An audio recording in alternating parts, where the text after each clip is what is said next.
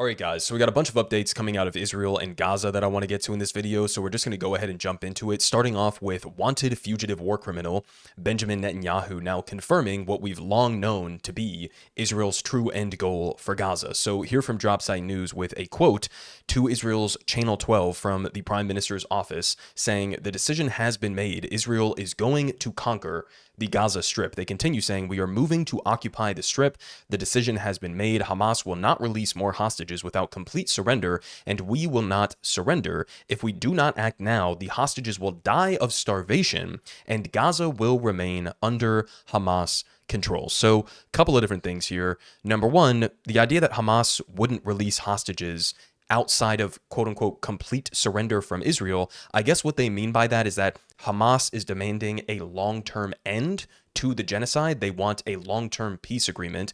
Israel views that as complete surrender, even though as part of some of the things that Hamas has been floating, they have stated that they are willing to step down from power. So on both of these things, that Gaza will remain under Hamas control, and there's no way, to release more hostages other than complete surrender. I mean, this is complete and utter nonsense. There have been deals on the table to return all of the hostages back to Israel, all of the prisoners of war back to Israel. Israel has torn up those agreements, and they have rejected the notion of Hamas stepping down from power. So two of those things, complete nonsense. And then on the starvation aspect of this, yes, the hostages are at risk of dying from starvation. That's because you are deploying an intentional mass starvation campaign and have been for months. So when you starve the entirety of the Gaza Strip, the hostages are inside the Gaza Strip, so they are also going to starve. We'll have more on that here in a second because we have tweets from the Israel official Twitter account pointing out that basically they view some of the hostages as the only people who are starving in Gaza, not the rest of the civilians there. But we continue. Again, here from Dropsite News in terms of the key demands from Hamas that Israel is rejecting as part of these ongoing sort of like fake negotiations that are happening. Number one, Israel disagrees with dismantling the U.S.-backed Gaza Humanitarian Foundation, or the GHF, which is less so a humanitarian foundation and more so a mercenary group that is acting at the behest of Israel towards their broader plan of forcing the population southward to eventually fully expel them from the Gaza Strip in a mass ethnic cleansing, and also working with them on the daily aid massacres that we have been seeing in southern Gaza.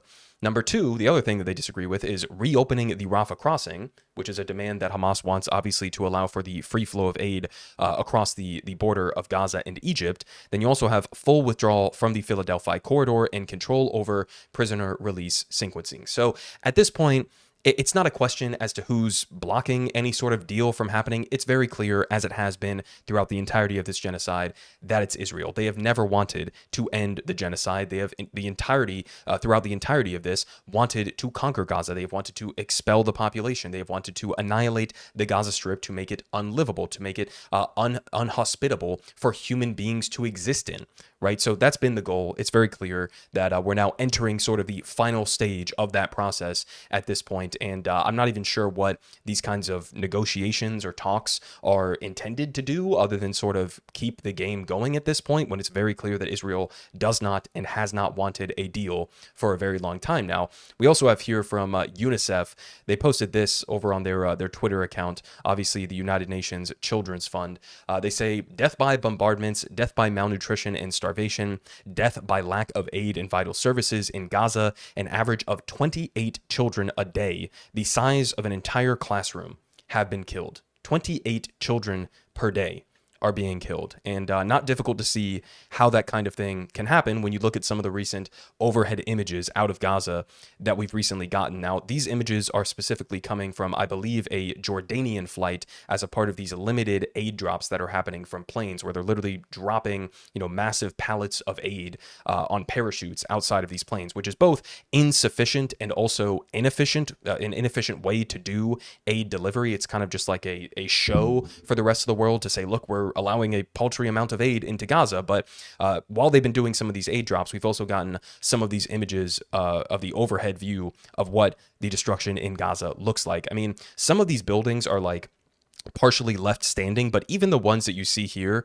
that haven't completely collapsed to the ground, they're essentially emptied out. I mean, they've been blown out. So it's not as if people can live inside of them. They're destroyed. And that's why you see these massive tent encampments that are taking place all over. I mean, down and up the streets, and then in these roundabouts here as well. These are essentially refugee camps, makeshift refugee camps that have been set up amidst the rubble. I mean, just endless destruction. You can also see another one here directly from the view of the plane as some of these aid pallets were being dropped. And just, again, it looks like a scorched earth that you're seeing in the background there. We also had a video here again from some of these overhead flights, and these are, keep in mind, the images that Israel has been desperately trying to censure, that they have been desperately trying to prevent from getting out to the rest of the world. They don't want the rest of the world to see what they've done to Gaza. They tried to implement a ban on foreign journalists from taking these kinds of images as they fly over Gaza. But I mean, again, but much of it is just dirt. I mean, you can look at online the before and the after, where there's loads of buildings and neighborhoods and communities and trees and farms, etc. And it's all just dirt and rubble at this point. That nothing has been left untouched inside of Gaza. Now, we also have another testimony here from an Israeli soldier. This seems to be a pretty frequent thing nowadays, where Israeli soldiers are just coming out and stating the war crimes that they were complicit in. So here from the BBC, here we have an Israeli soldier who fought early last year talking about how his unit killed unarmed women and children. Let's go ahead and listen to this. Kay fought with the IDF in Gaza in early 2024. He described several incidents in which his unit killed unarmed people, including 2 boys he described as young teenagers. Anyone you see off the humanitarian road, shoot. Shoot to kill. That's what we were told. Our commander qualified that. Of course, if it's a woman or a child, don't shoot. Try to detain them. Don't be stupid. Do you think there's a lack of accountability? I would definitely say there's a lack of accountability. When we lost some people in a firefight, it was just it. Destroy everything. Kill everyone you see. He says, when we were losing in a firefight with Palestinian resistance fighters, once you lose somebody in the firefight, then it's just guns blazing. Then even, your commander saying, well, try not to just, wantonly massacre women and children in broad daylight. Then it just turns into kill everyone you see. This is his direct words. He says, kill everyone you see, fuck it, destroy everything. This is the kind of mindset that the Israeli troops have going into Gaza. And obviously this isn't, even one of 1,000 different videos that we could show of Israeli soldiers displaying the same kind of mentality over the last 2 years. But, these are the kinds of things that, if we had a functioning international apparatus that could hold war criminals accountable, this is evidence number, 50,000 that we could submit to the international courts. Now, this was in response here from Dropsite to a BBC investigation, or this was a part of a BBC investigation into over 160 cases of children who were shot in Gaza between October of 2023 and July of 2025.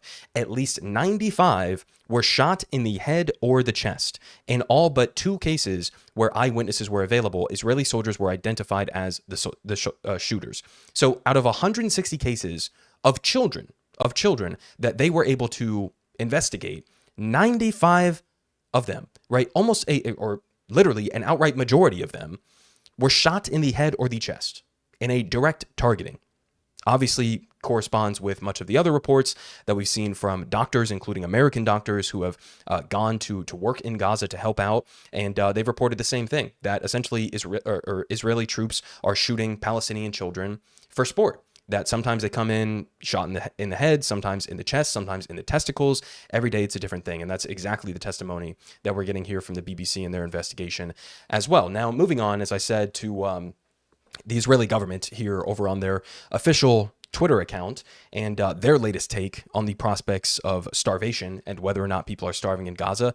Here's what they tweeted. They tweeted this video that was put out of an Israeli, this guy Evyatar David, age 24, who was taken by Hamas on October 7th. And this video was put out, I guess, by Hamas from inside the tunnel where he is being kept. Clearly he's emaciated. Clearly he is starving. He looks horrible here. And Israel posts this video and they say, starved, broken, forced to dig his own grave. This is the real famine in Gaza. Obviously implying the other famine, the famine outside of the tunnels, right, of 2 million innocent civilians, of 1 million children, that famine is not real. The only people who are starving in Gaza are the Israeli hostages. Again, of course, it's horrible to see any human being look like this, but like, this is your doing. This is your government that is responsible for this. This is what everybody inside of pockets of Gaza looks like right now, because you have cut off the humanitarian aid. You have cut off the food from getting into Gaza in an intentional mass starvation campaign. This is what happens when you do that. When you cut off for months any sort of food from getting into a place, people are going to starve, including the hostages that are being held there. So, I mean, of course, spare me the notion that Israel desperately cares about their hostages that are being held in Gaza, as if they didn't have every opportunity in the world to cut a deal to end the genocide and to get their hostages back. They've had that opportunity, right? And they've rejected it over and over and over again. They don't give a shit about their hostages. And that's explicitly clear at this point, and has been for a very long time. Now, we move on, because at the same time, we have Donald Trump here and a couple other high-level U.S. politicians that we'll get to here in a second, talking about the latest on what's happening inside of Gaza. Here we have Trump saying that it's not a genocide. This is the same Trump who recently did at first deny that there was starvation in Gaza, but then a couple days later, he said, of course, there's starvation in Gaza and we have to get food in. Here's the latest on him being questioned on whether or not it's a genocide. They see evidence of a genocide in Gaza? I don't think it's that. Look, they're in a war. There, some horrible things happened on October 7th, as you know. It was a horrible, horrible thing. One of the worst I've ever seen. I've seen a lot of bad things in some president in terms of wars and potential wars. I mean, if you look at the one that we just stopped, there are thousands of people being dead already at the border between Thailand and Cambodia. Thousands of people. And I mean, I've seen some bad things, but that October 7th with Hamas was really, really bad. Okay, so I genuinely, at the end there, I can't tell if he's saying that October 7th was really bad or the current situation in Gaza is really bad, but there you have Donald Trump saying there is no genocide.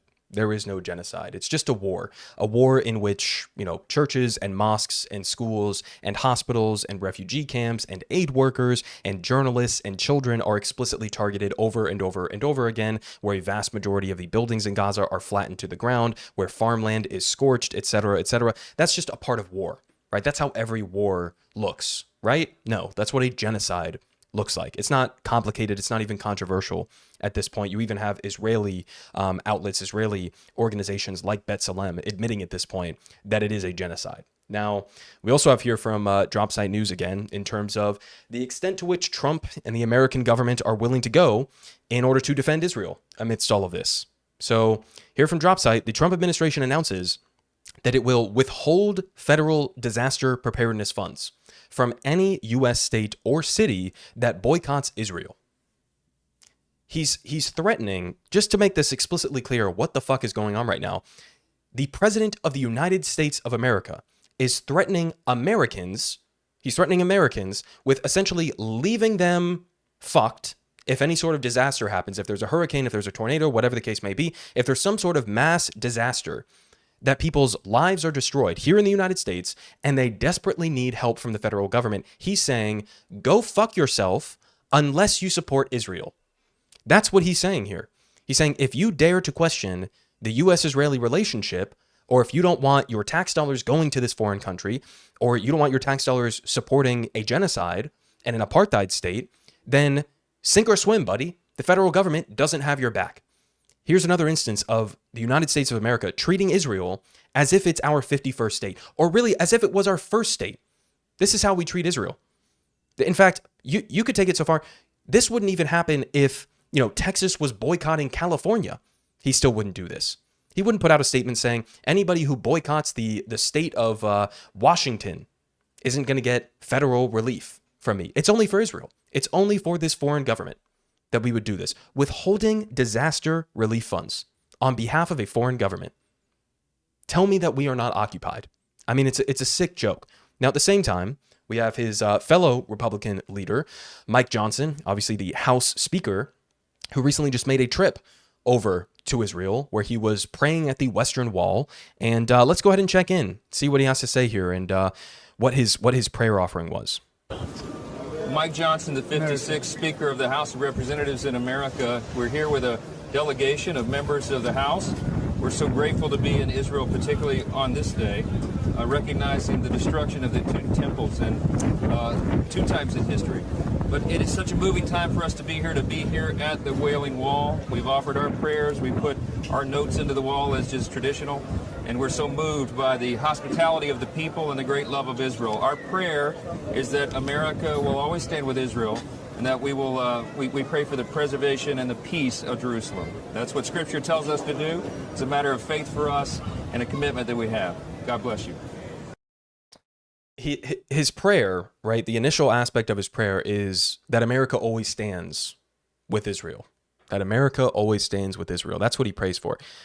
You know, at some point, you know, I'm somebody who grew up in Catholicism. I'm somebody who grew up religious. I went to religious school from kindergarten all the way through high school. Obviously, I'm an atheist now, not part of this anymore. But to me, it's just a sick joke that we have people who claim to be Christians and then use their Christian faith or their religious identity to pretend as if like Jesus would have wanted you to support a genocide.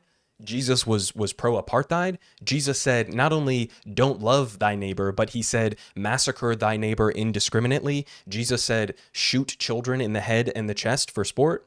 Is this what Jesus wants? Like, I'm not even religious, but like to weaponize your faith to say this is what God wants me to do.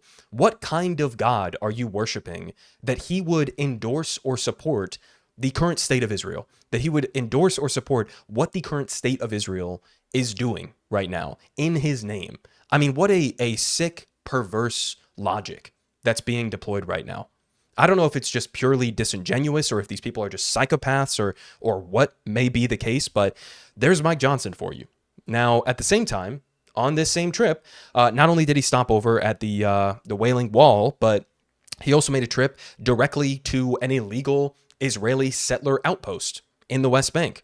So we have here, U.S. House Speaker visited the Ariel settlement in the occupied West Bank during a private trip on Monday, August 4th, 2025. So today, he and his delegation planted a tree.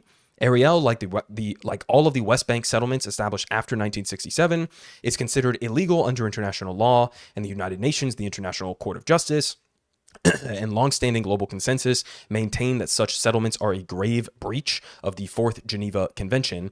This tour was organized by a pro-Israel advocacy group and did not involve any official U.S. congressional delegation as a part of this. And during his speech at this illegal settlement outpost that he decided to go and visit, he said, "Every corner of this land is important to us.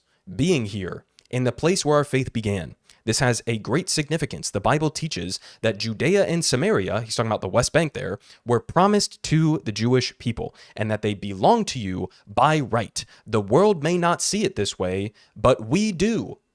We also had U.S. Ambassador to Israel, Mike Huckabee, adding, "We have many allies, but only one true partner, Israel. God gave the Jewish people a mission and land, even if it is the smallest and most complex. This is not a matter of human debate. It is God's will." So here you have both the U.S. ambassador to Israel, who's like an end times cultist in regards to Christianity and Israel. And then you have the Speaker of the House, Mike Johnson, who are both saying it's essentially God's command that Palestinians be ethnically cleansed from the West Bank.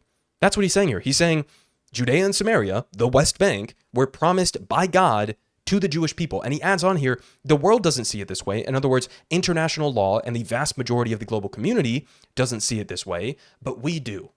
We do. This is our government, guys. Like, it's crazy to read through this as if it's not some like fringe lunatic posting this on 4chan, but this is the House Speaker. This guy is third in line to the presidency. Not to mention the president himself and our ambassador and the vice president for that matter. I mean, these are the fucking psychopaths who run our country. These are some of the most powerful people in the world. Now, at the same time that we have Mike Johnson taking a trip, today, a couple of days ago, we also had, again, Mike Huckabee and Steve Witkoff, Trump's envoy to the Middle East, doing a sort of like pedicure or manicured sort of tour of the GHF, the Gaza Humanitarian Foundation, in a stage-managed visit. And of course, as pointed out here by Dropside News, as this visit was going on to the aid site, dozens of Palestinians were killed seeking aid. Now, as an extension of that, You can see some of the videos that have come out of Mike Huckabee, or some of the images of Mike Huckabee and of Steve Witkoff as they're at the GHF location. And some people had noticed that, well, it seems to be a little bit quieter today, right? It seems like maybe Israel decided, okay, we won't massacre people for today. Let's not make it be a bad look while we have the Americans in town to check everything out, right? Well, it turns out that things may have seemed a little bit quieter because apparently Israeli soldiers chose for this one day only, for the first time ever, to use silenced weapons to shoot Palestinians seeking aid in Gaza. So the IDF knew that Steve Witkoff and that Mike Huckabee were going to visit the GHF Center, and they didn't even bother to pause their daily aid massacres for one day. They just said, we are going to equip silencers on our weapons to make it less obvious that we're massacring people around the Americans who are visiting us right here. I mean, again, some of these stories, it sounds fake. It sounds like there's no fucking way. This is what we're doing. This is what we're doing. We're stripping silencers in order to not attract attention to the U.S. reps who are visiting. I mean, what do you even say about it at this point? Now, we also have here a direct quote from Witkoff himself, downplaying starvation in Gaza as he went on Israeli media. He said, quote, Hamas has done a good job of getting people to believe some of the nonsense they spew. For instance, that some of the children are starving, when in fact, they suffer from other medical conditions. They do a good job of that, but it has to be dispelled. That has to be repudiated. That has to be done loudly. So here he is, very clearly saying there is no starvation in Gaza, and trying to sort of parse through it and say, well, see this one picture of this starving baby that I saw come out of Gaza, he actually had like muscular dystrophy or something on top of it, and so it doesn't really count as starvation because he had other corresponding illnesses. This is where we're at. We have not only full denial that there is a mass starvation going on right now, but also a denial that Israel is responsible for any of that starvation, and then on top of that, parsing through in this disgusting, grotesque way, oh, well, this child, I don't believe that they actually are starving, right? They look emaciated and starving because they must have something else unrelated to the fact that Israel completely cut off aid to Gaza for months on end. As if it's some like outlandish claim that completely boxing in a place that has been blown to oblivion for months and months and months, not allowing any sort of aid in, that would lead to starvation. That's such a radical notion. You couldn't, anticipate that would potentially be an outcome of what would happen. But here we have Steve Witkoff saying, no, it's not happening. And, stop showing me pictures of emaciated children because they're all fake, I guess. Now, in the meantime, as we get closer to wrapping up here, from the Democratic side of the equation, where are the Democratic leaders amidst one of the worst atrocities in modern history? Well, here we have, as a reminder from Chuck Schumer, because he doesn't seem to really want to say anything recently, from March 2025, my job, Chuck Schumer told Brett Stevens, is to keep the left pro-Israel. This is how Chuck Schumer views his position. He thinks that his job as the leader of the Democrats in the Senate is to make sure that everybody stays on Israel's side. That's how he views his position. Now, we also have, because we have had some, at least, mild breaking within the Democratic coalition. It only took, 92% of Democrats turning against Israel's actions in Gaza for Democrats in Congress to actually, be like, oh shit, maybe we need to do something about this, for them to mildly switch. But even that is, again, a mild flip. And it seems like what they're going to push on here in terms of trying to distance themselves from the genocide that they have been fully complicit in for 2 years now is that they're going to try to blame it all on Netanyahu, as if he is the singular problem in this equation. And if we could just replace Netanyahu, or if we could just condemn him, everything else in the situation is completely fine. So here we have from CNN, pro-Israel Democrats try to break with Netanyahu to stop the party shift amid Gaza crisis. So again, the goal here is to break with Netanyahu in order to prevent the Democratic base from breaking with Israel, which to a large extent they already have, and to an even larger extent, they absolutely should. Now, as pointed out here by Omar, in the first two paragraphs here, we have asked whether they were ready to break with Netanyahu. An aide to House Democratic leader Hakeem Jeffries pointed to recent statements decrying violence and calling for humanitarian aid. An aide to Senate Democratic leader Chuck Schumer didn't respond. He doesn't feel the need to say fuck all about this, apparently. And Hakeem Jeffries' sort of vague statements decrying violence and calling for humanitarian aid Follow-up question, what are you going to do about that? Oh, absolutely nothing. Okay. We continue down here to the second paragraph, which is even more amazing. The traditional AIPAC-funded trip of House Democratic freshmen to Israel, this year led by Maryland Representative Steny Hoyer, the former House Majority Leader, and Democratic Caucus Chair Pete Aguilar from California, leaves this week. The group is expected to meet with Netanyahu while there. So this is how Democrats break with Israel, I guess. This is how they crack and they finally give in to their base that is overwhelmingly turning against Israel right now, as they say, well, maybe, Netanyahu's not such a good guy, but we're going to go over there and visit with him anyways and sort of like talk it out. And, we really want you guys to stay pro-Israel. And so maybe, we'll call for some aid to get in, even though we have no plan to actually force Israel to do that. I mean, it's just, all of this is meaningless. All of this is vapid virtue signaling because Democrats see the writing on the wall. Again, it's only at this point like 8% of the Democratic base that supports what Israel is doing in Gaza. We saw the polling from the recent Democratic primary in New York City, the beacon, the hub of, the Democratic Party to a large extent, the two leaders obviously coming out of New York. And with Zoran, you saw in that Democratic primary, a majority of the voters said, arrest Netanyahu. They said, cut off the weapons to Israel. So, it's not complicated in terms of where the Democratic base is at this point, both the left and liberals as well. But the Democratic establishment, right, the party itself, members of Congress, they are still firmly pro-Israel. They're going to try to change their messaging. They're going to try to pretend as if, oh, we were against this the whole time, because now they see starving babies and they say, I don't want my name attached to that. But, we knew where you stood this entire time. We've known the entire time. And that's not going to change because you give some sort of like half-assed criticism of Benjamin Netanyahu and vaguely call for aid to get in without any plan to actually make it happen. So, final point on this, don't let them get away with sort of trying to whitewash their reputations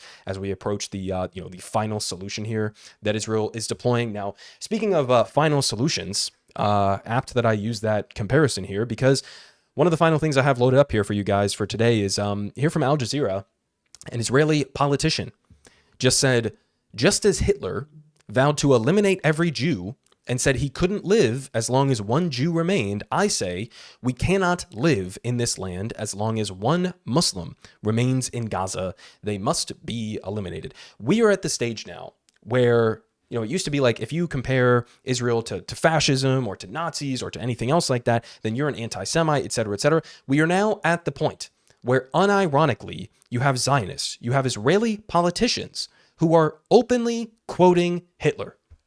They're openly quoting Hitler, saying there cannot be one Muslim left inside of Gaza. I mean, what do you even say at this point? They say this shit out loud. He's quoting Hitler to justify the extermination of the people of Gaza.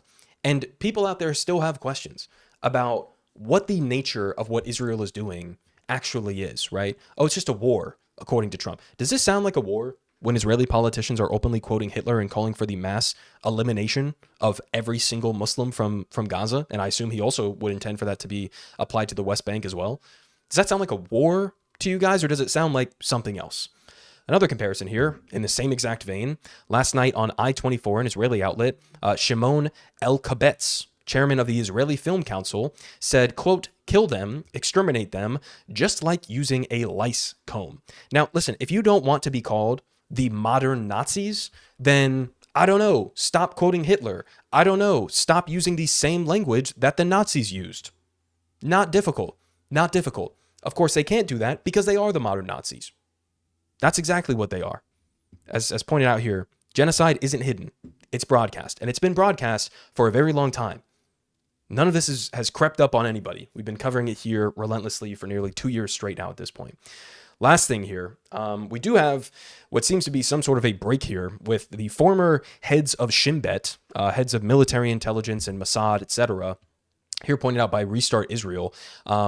They say a rare event, the likes of which we have not seen, heads of the defense establishment throughout generations and almost all of the people who were the head of security tonight in a call to stop the war and return the hostages. So, I mean, again, look at the list here. You have the former heads of Shin Bet, multiple heads of Shin Bet, multiple heads of Mossad, heads of military intelligence, etc., who are calling for an end to the war. Now, obviously, these are not people who I think give a single solitary shit about the humanitarian situation or about the Palestinians in Gaza. But even they are at this point saying, yeah, wrap it up at this point. So I'll leave you guys off with that. Obviously incredibly bleak stuff that we're seeing on a daily basis. The message here from Netanyahu, not surprising, it's what we've known for a very long time, is the end goal for Israel. They want to concentrate the population further and further towards the south to essentially round them up into a mass concentration camp, to then expel them from Gaza in a mass ethnic cleansing, and then eventually ethnically or sort of annex the entirety of the Gaza Strip, as they also continue on with the ethnic cleansing in the West Bank, and eventually the full annexation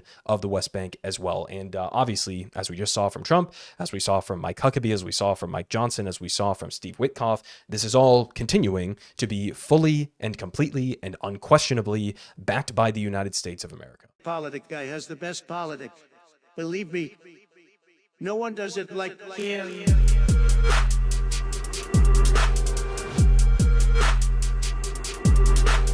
Believe me, everyone is saying